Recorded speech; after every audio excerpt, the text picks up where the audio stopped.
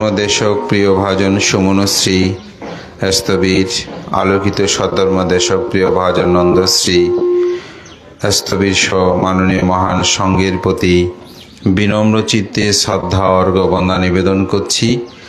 আপনাদের সকলের প্রতি মৈত্রী চিত্তে পুণ্যদান ও আশীর্বাদ এবং প্রয়াত উপাসিকার পারলৌকিক শান্তি কামনায় পুণ্যদান করছি।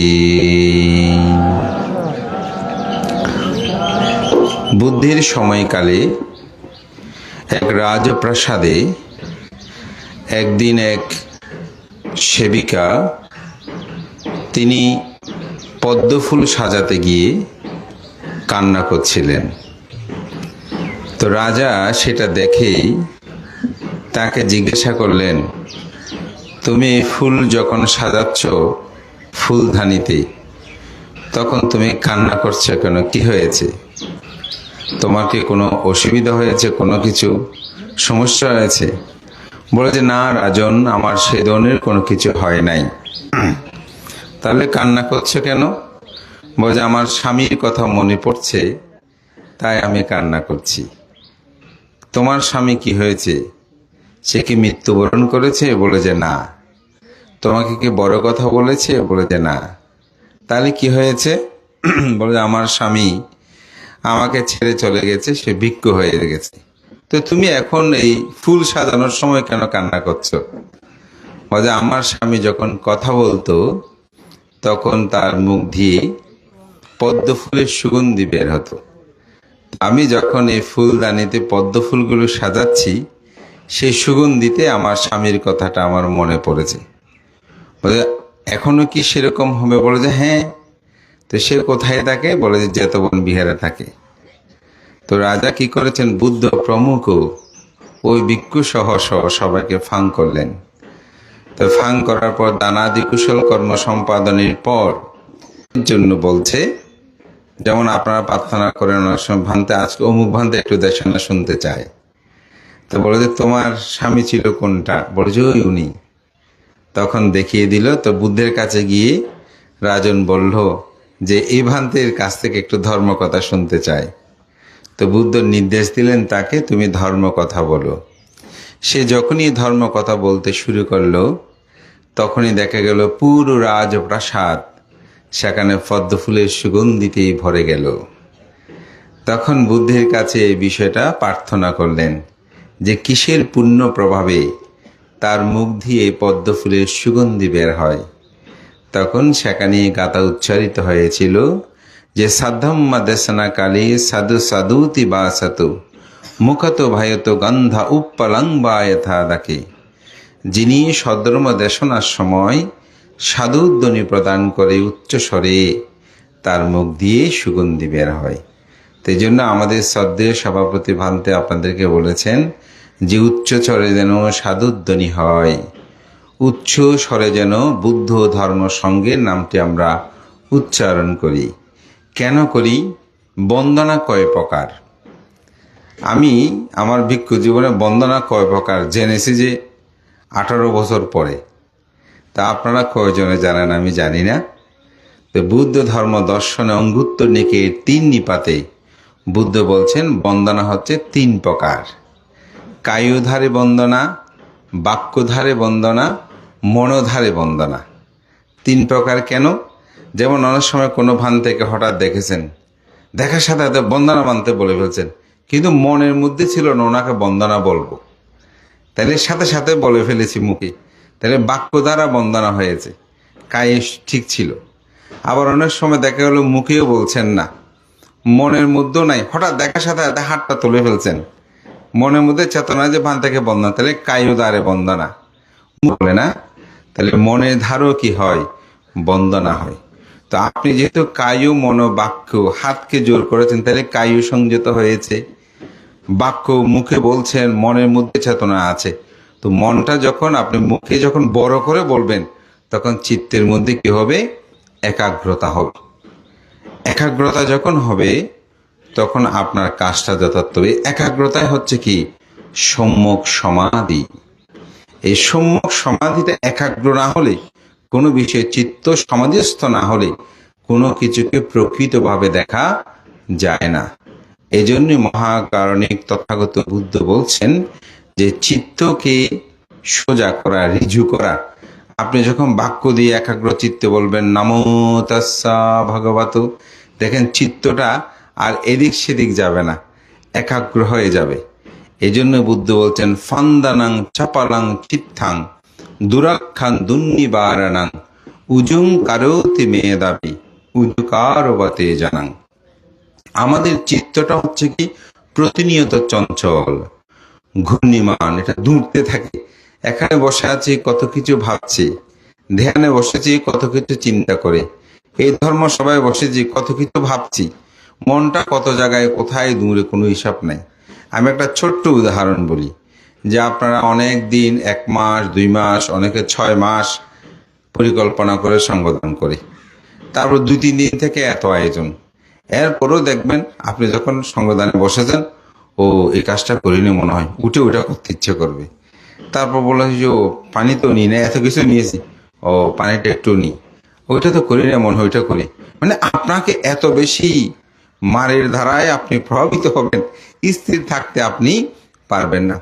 অনেক সময় দেখা যায় যে সঙ্গদানের দাতা বিশাল আয়োজন করেছেন, তিনি অতিথি এসে দুমতে দুমতে উৎসর্গটাও তিনি করতে পারছেন না, উৎসর্গের মধ্যে তিনি নাই, দৌড়াদৌড়ি করতেছে, যে হয়তো দক্ষিণে ঠিক করে দিচ্ছে, নয়তো ওটা ঠিক করে দিচ্ছে, অথচ এগুলো পরেও তিনি করতে পারবেন। কিন্তু মারের প্রভাব, মার মানে কি চিত্তটা এত চঞ্চল হয়ে পড়ে, তিনি ওই কায়ু মনোবাক্য ত্রিধারে যে পুণ্যকর্মটা সম্পাদন করবে, সেটা পুণ্য হবে না তা না, কিন্তু বাক্যগত যে একটা উচ্চারণ আছে না, ওইটা তার মধ্যে সম্পাদিত, অর্থাৎ অঙ্গটা অনেক সময় হানি হয়, পুণ্যতা আসে না।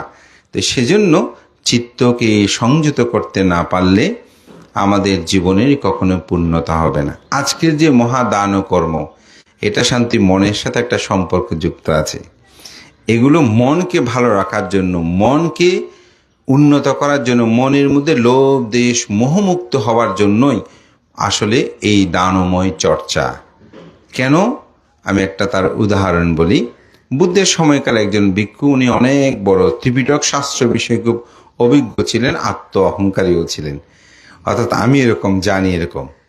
তো বুদ্ধ তাকে তুচ্ছ বলতে বলতে তাকে, সে বুঝতে পারছে আসলে আমি যে জ্ঞান জানি, আমার মধ্যে যে ত্রিপিটক শাস্ত্র অভিজ্ঞতা, এটাকে বুদ্ধ প্রশংসা করে না, আমাকে কেন তুচ্ছ বলেছে? কারণ তার অন্তর্জগতের লোভ দেশ মোহ তখনও ক্ষয় হয়নি, একটু অহংকারে অভিমানী ছিলেন। তো বুদ্ধ তাকে পাঠালেন যে কর্মস্থান চাইলে, বুদ্ধ তো অমুক জায়গায় যাও, একজন শ্রমণ আছে, শ্রমণের কাছে গিয়ে তুমি কর্মস্থান গ্রহণ করো, অর্থাৎ ধ্যান শিক্ষা করো, কিভাবে ধ্যান করবে। তখন তিনি শ্রমণের কাছে আসলেন। তো শ্রমণ জিজ্ঞাসা করছে আপনি কেন এসেছেন? বলছে শ্রমণ আমি এসেছি, আমাকে একটু ধ্যান ও শিক্ষা দেন। তো শ্রমণ বলছে আমি তো শ্রমণ, আর উনি বড় মহস্তবীর ভান্তে, বড় ভান্তে ত্রিপিটক শাস্ত্রজ্ঞ, বুদ্ধ কেন আমার কাছে পাঠিয়েছেন? তিনি বুঝতে পারছেন, কিন্তু সত্যই শ্রমণটা কিন্তু অরহৎ ছিলেন। তো এটা তো আর ওই ভান্তেও জানেন না। তো বলছে আমি যাহা বলি ভান্তে, আপনি কি তা করতে পারবেন? বলছে হ্যাঁ অবশ্যই পারবো। বলছে তাহলে ভান্তে পুষ্কুনি দেখছেন, আপনি পুষ্কুনিতে নেমে গিবা পরিমাণ পানিতে দাঁড়িয়ে থাকেন। তো একটা শ্রবণ যদি একজন ভান্তিকে এরকম বলে, কেমন, এটা কি মানার কথা?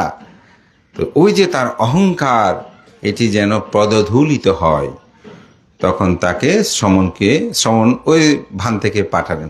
তো ভান্তে যখন আঁটু পরিমাণ পানিতে নেমেছে, বলছে ভান্তে দাঁড়ান, আপনাকে আর যেতে হবে না। অর্থাৎ তার অহংকারটা তিনি ছাড়তে পেরেছেন কিনা, এই জিনিসটা এখানে কিন্তু প্রতীয়মান হয়েছে। কারণ বুদ্ধের ধর্ম দর্শনে এটা একটা খুবই গুরুত্বপূর্ণ। আমরা যে করণীয় মেত্য সূত্র আবৃত্তি করি, তার প্রথম যে 2 লাইন, এই 2 লাইনের মধ্যে কিন্তু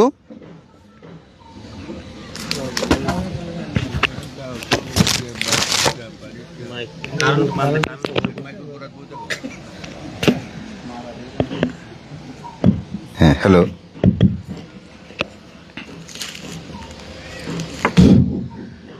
এটাতেই কিন্তু বোঝা যায় যে করণীয় মেত্য সূত্রের মধ্যে একদম সুস্পষ্ট উল্লেখ আছে প্রথম 2 লাইনে, যেটি নিদানের পর, যে কারণী আমার কুশলে না ইয়ান্তাং সন্তাং পাদাং আবিসামেসা সাক্য উজুসা সুজুসা সোবারসা সমুদওয়ানা তিবানি। বুদ্ধ বলছেন, নির্বাণ লাভিচ্ছুক ব্যক্তির করণীয় কর্তব্য, তিনি সক্ষম, সরল, অতি সরল, সুবাদ্য, কোমল এবং অহংকার বা অভিমান শূন্য হবেন। এজন্য একজন সাধককে কিন্তু প্রথমে অহংকার শূন্য হতে হয়। একজন নির্বাণ প্রত্যাশী প্রত্যেকটা উপাসক উপাসিকা ভিক্ষু সংঘকে অহংকারহীন হতে হবে, নয়তো তার পক্ষে নির্বাণ লাভ করা সম্ভব নয়। তো ভান্তে এরকম পরীক্ষা করেছে, তখন তিনি আসে বলছে, ভান্তে এই যে পাহাড় দেখছেন না? বলো যে হ্যাঁ। বলছে, আপনি কি দেখতে পাচ্ছেন ওখানে 6টা গর্ত আছে? বলো যে হ্যাঁ, দেখতে পাচ্ছি। বলছে, ওই 6টা গর্তের ভিতরে কিন্তু একটার সাথে একটা সম্পর্ক আছে। এক গর্তে গিয়ে গেলে ওই 6টা দিয়ে আপনি বের হতে পারবেন, আসতে পারবেন। বলছে, ওখানে একটা গুইসাপ প্রবেশ করেছে। এখন আপনি এই 6টা গর্তের মধ্যে একটাতে যেহেতু গুইসাপ প্রবেশ করে, গুইসাপটা কিভাবে ধরবেন? তো বলছে, 5টা গর্ত বন্ধ করে দিতে হবে, একটা গর্ত দিয়েই আমাকে পাহারা দিতে হবে। যখনই গুইসাপটা একটা গর্ত দিয়ে বের হবে, তখন তাকেই ধরে ফেলবে। বা অনেক বই এভাবে আছে, একটা গর্ত দিয়ে প্রবেশ করলে সেটাকে ধরতে হবে। তো আমাদের নন্দশ্রীর দেশনা আলোকে আসলে মূলত সে ধারাবাহিকতা রক্ষা করার জন্য আমি আমার দেশনাটা এভাবেই করেছি। এই যে আমাদের চিত্ত, তো আমাদের 6টা গর্ত, সেটা কি? আমাদের চোখ, কান, নাক, জিহ্বা, ত্বক, এটা হচ্ছে মন। আমি ইন্দ্রিয় দিয়ে না বলে এই শব্দগুলো বলছি একটু বোঝার জন্য। তো এই 6টা হচ্ছে আমাদের কি ছিদ্র। এই ছিদ্র দিয়ে এক এক সময় এক একটি ঢুকে আমাদের মনকে যেমন তেমন করে ফেলে, জটায় জর্জরিত করে। চোখ দিয়ে কিছু একটা দেখে, বেদনা উৎপন্ন হলো। বেদনা কি? সুখ বেদনা, দুঃখ বেদনা, উপেক্ষা বেদনা। বেদনা মানে অনুভূতি। আমরা বেদনা মানে ব্যথা মনে করি না, বেদনা মানে অনুভূতি। তো ফুলটা দেখে খুব ভালো লাগছে, পেতে চাই, পাচ্ছি না, দুঃখ উৎপন্ন হয়েছে। কানে শুনতেছি একজনের কণ্ঠ খুব ভালো লাগে, কণ্ঠ আর শুনতেছি, হ্যাঁ ওনার কথা কত মিষ্টি, বন্ধ হয়ে গেছে। এরকম এই ইন্দ্রিয়গুলোকে কি করে? প্রতিনিয়ত ইন্দ্রিয়গুলো মনকে চঞ্চল করে তোলে। তো এই 5টি এগুলোকে বন্ধ করে ওই মন ইন্দ্রিয় যখন আপনি দেখবেন, ওটা করতে চিত্ত কি রিজু করতে হয়। তো আমাদের চক্ষু ইন্দ্রিয়, আমাদের স্পর্শ ইন্দ্রিয়, মন ইন্দ্রিয়, ঘ্রাণ ইন্দ্রিয়, এই পৃথিবীর যত ভোগ্য বস্তু আছে এগুলোর প্রতি আকাঙ্ক্ষিত করে, স্পৃহা তৃষ্ণা জাগ্রত করে। তো যখন একজন মানুষ তার চিত্তকে উন্নত করতে চায়, চিত্তকে নির্মূল করতে চায়, চিত্তকে লোভ দেশ মোহকে শূন্য করতে চায়, তখন এই পঞ্চ ইন্দ্রিয়ের যে চাহিদা এবং স্বর ইন্দ্রিয় মানে মন সহ সংযুক্ত হয়ে তখন এগুলোকে আমরা ত্যাগ করতে থাকি। যেমন অর্থ, এই অর্থের প্রতি আমাদের ধাপমান। যখন আমি অর্থটা ত্যাগ করব, আমার ইন্দ্রিয়গুলো সংযত হবে। এটাকে ব্যাখ্যা করলে আরো সময়ের দরকার, আমি জাস্ট একটু ইঙ্গিত প্রদান করছি। সেটা হচ্ছে কি, এই মনোজগৎটাকে উন্নত করতে আসলে দান। এই জন্য আমাদের অধ্যাপক পদ্মলোচন বাবু যে বলেছেন, দানের প্রসন্নতা, এই প্রসন্নতাটা মূলত যাতে এই দানের মধ্যে কোনো লোভ না থাকে, দেশ না থাকে, মোহ না থাকে। বান্দা দানের মধ্যেও দেশ আছে, আছে চিত্তগত। যখন আমি অপরকে দমিত করার জন্য আমার দানটা করব, যে অপর আমার থেকে ছোট হোক, তখন কিন্তু ওখানে দেশ চিত্তটা অন্তর্জগতের মধ্যে জাগ্রত হয়। যা এগুলো ব্যাখ্যা করলে অনেক সময়ের প্রয়োজন। আমি শুধু এটুকুই বলবো, আমাদের চিত্ত জগৎটাকে যেন আমরা উঁচু করি, যে কোনো কর্ম সম্পাদনে চিত্ত যেন আমাদের প্রসন্ন থাকে। এবং আজকের যে দানময় কুশলময় যত কর্ম, এটির মূল উদ্দেশ্য হচ্ছে চিত্তকে বিমুক্ত করা।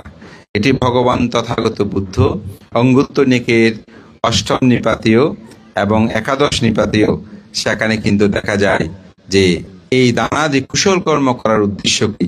তখন বলছে চিত্তের মধ্যে প্রসন্নতা উৎপন্ন করা। প্রসন্নতা উৎপন্ন করার উদ্দেশ্যে তখন পর্যায়ক্রমে যে প্রীতি উৎপন্ন করা, বিমুক্তি উৎপন্ন করা, প্রজ্ঞা উৎপন্ন করা, এবং সর্বশেষে বলছে নির্বাণ সাক্ষাৎ করা। তো এই জন্যই মনের ধর্মটা হচ্ছে প্রধান। এই মনকে উন্নত করতে আমরা যেন প্রতিনিয়ত কর্ম সম্পাদন করি। এবং আজকে যে প্রয়াত শ্রদ্ধাবতী উপাসিকা অঞ্জলি বড়ুয়া, যাকে স্মরণ করে আয়োজন, বিশেষ করে ওনার কন্যা আমাদের শ্রদ্ধাবতী উপাসিকা জয়া বড়ুয়া এবং ওনার এই স্বামী আমাদের শ্রদ্ধাবান উপাসক তুষিত বড়ুয়া মহোদয়, এবং সাথে শোভা, এখানে আমাদের মনোজবাবু, ওনার সকল জ্ঞাতি স্বজন আজকে এখানে উপস্থিত হয়ে তাদের সেই বিশেষ করে মাতৃপূজার এই আয়োজন করেছেন। তো উপাসিকাকে আমার দেখার সৌভাগ্য হয়েছে। তিনি অত্যাধিক একজন শ্রদ্ধাশীল উপাসিকা ছিলেন। তা আমাদের বিহারোদ্যক্ষ ভান্তের একটা উদাহরণেই আমি বলবো উনি কেমন এটা উপলব্ধি করা যায়। বিশাখার একটা ধর্ম ছিল, তিনি বিহারে গেলে কখনো খালি হাতে যেতেন না, একটা কিছু হাতে করে নিয়ে যেতেন। এই জন্য ছোট শ্রমণরা অনেক সময় অপেক্ষা করে থাকতো কখন বিশাখা বিহারে আসবেন, কারণ হাতে তিনি কিছু নিয়ে রাখতেন এবং শ্রমণদেরকে তিনি প্রদান করতেন। এটা একজন ধার্মিক উপাসিকার লক্ষণ। তা আমাদের অঞ্জলি উপাসিকা, তার নামের সাথে তার জীবনের হয়তো মিল ছিল। তিনি ভিক্ষু সংঘকে এইভাবে শ্রদ্ধা, সম্মান, গৌরব করতেন। ব্যক্তিগতভাবে আমাকে তিনি খুব বেশি জানতেন এবং আমি যখনই এখানে এসেছি তখনই তিনি আমাকে গভীরভাবে শ্রদ্ধা করতেন যে কোনো অনুষ্ঠানে আসলে। এবং ওনার পুত্র যখন বিয়েকন্ত হয়, আমি একবার এখানে এসেছিলাম, তখন আমার একটা দেশনা শ্রবণের করার পর উনি আমাকে বলছে, ভান্তে, আমার অনেক দুঃখ থাকলেও আমার পুত্র যা আপনার দেশনা শুনে আজকে মনটা কেন জানি ভালো হয়ে গেছে। এটা আমার জীবনে একটি পরম প্রাপ্তি বলে আমি মনে করি। একজন মানুষের চিত্ত জগৎটাকে অনিত্য চিন্তায় নিমগ্ন করে তার বিয়োগন্তকে উপেক্ষা করতে পারাটাই হচ্ছে একজন দেশকের কিন্তু প্রধান কাজ। তা আমি সেই ক্ষেত্রে উপাসিকাকে অন্তপক্ষে সে মুহূর্তে সেটা আমার করার সৌভাগ্য হয়েছিল। তো এটা সম্ভব হয়েছে এই অর্থে তার চিত্ত জগৎটা উন্নত ছিল বলে, নয়তো এটা সম্ভব হতো না। তো মহান সঙ্ঘকে বন্দনা, আপনাদের সকলের প্রতি মঙ্গল চিত্তে পুণ্যদান করছি। বুদ্ধ যে বলেছেন, সুখমাত্তায়াতা লোকে আতপেত্তায়াতা সুখা, সুখা সমায়াতা লোকে আত ব্রাহ্মায়াতা সুখা। জগতে মাতৃভক্তি সুখকর, পিতৃভক্তি সুখকর, সাধু সৎপুরুষ ভক্ত সুখপদ কর্ম।